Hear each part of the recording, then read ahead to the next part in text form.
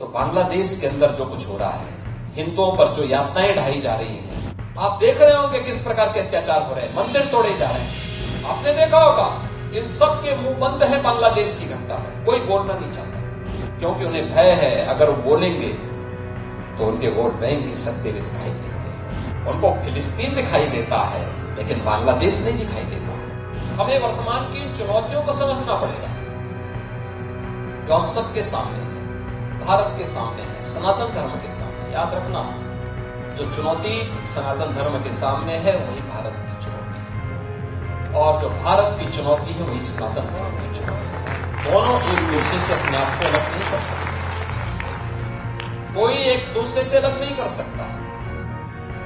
और मैं तो आज पूज्य संतों का आह्वान करूंगा, इस समय है उनको स्वयं आगे आकर के पूरे समाज को एकजुट करने की सावधान के साथ आगे बढ़ना पड़ेगा। याद करिए, अगर हमने तनिक भी भूल की, ये समाज फिर से बटा, और जो साजिशें हो रही हैं अगर वे सफल हुई तो बांग्लादेश के अंदर जो कुछ हो रहा है, हिंदुओं पर जो यातनाएं ढाई जा रही हैं, आप देख रहे होंगे किस प्रकार के अत्याचार हो रहे हैं, मंदिर तोड़े जा रहे हैं।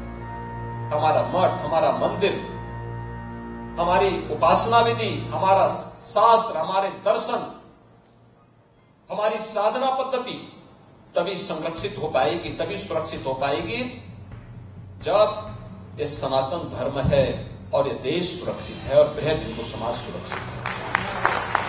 हमें इसके लिए कार्य करना होगा, लगातार कार्य करना होगा, प्रयास करना होगा, एक एक को जोड़ना पड़ेगा, एक एक को अपने साथ जोड़ना पड़ेगा।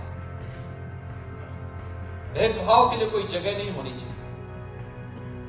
विभाजनकारी उन ताकतों को बेनकाब करना होगा जो केवल अपना उल्लू सीधा करने के लिए समाज को बांटना चाहती है, तमाम वादों के आधार पर बांटना चाहती है।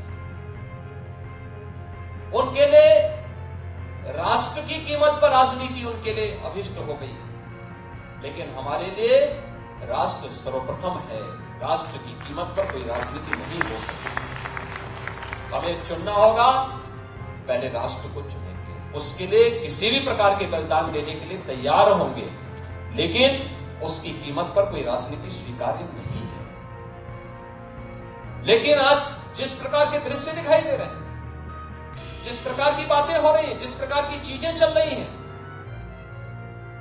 आपने देखा होगा इन सब के मुंह बंद है बांग्लादेश की घटना पर, कोई बोलना नहीं चाहता, क्योंकि उन्हें भय है अगर वो बोलेंगे तो उनके वोट बैंक खिसकते हुए दिखाई देंगे। उनके पैरों के नीचे की जमीन जिस पर वे लोग खड़े हैं, वे अंगारे उनको ही जलाते हुए दिखाई दे रहे हैं, और इसलिए वे मौन हैं, बोल नहीं सकते।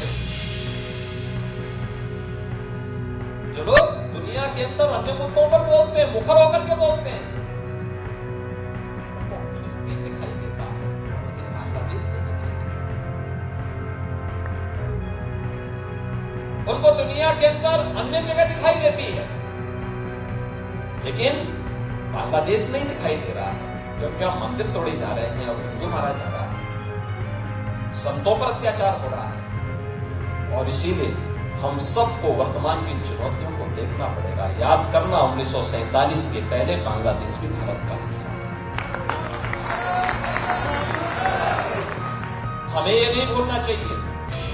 और 1971 में बांग्लादेश को बचाने में हमारे सैनिकों ने भी बलिदान दिया था, हजारों सैनिकों ने बलिदान दिया था। पाकिस्तान को मुंह की खानी पड़ी थी। पाकिस्तान के 95,000 से अधिक सैनिकों को भारत के बहादुर जवानों के सामने समर्पण करना पड़ा था, और विश्व के इतिहास में किसी भी सेना की सबसे बड़ी विजय थी जो 1971 में भारत की सेना ने करके दिखाया।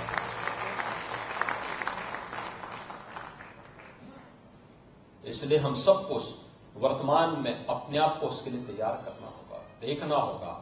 ये देश रहना चाहिए, सनातन धर्म हर हाल में रहना चाहिए, हमारी विरासत का हर हाल में संरक्षण होना चाहिए, और उसी विरासत के संरक्षण की दिशा से ये विकास के कार्य उसके साथ जोड़े जा रहे हैं।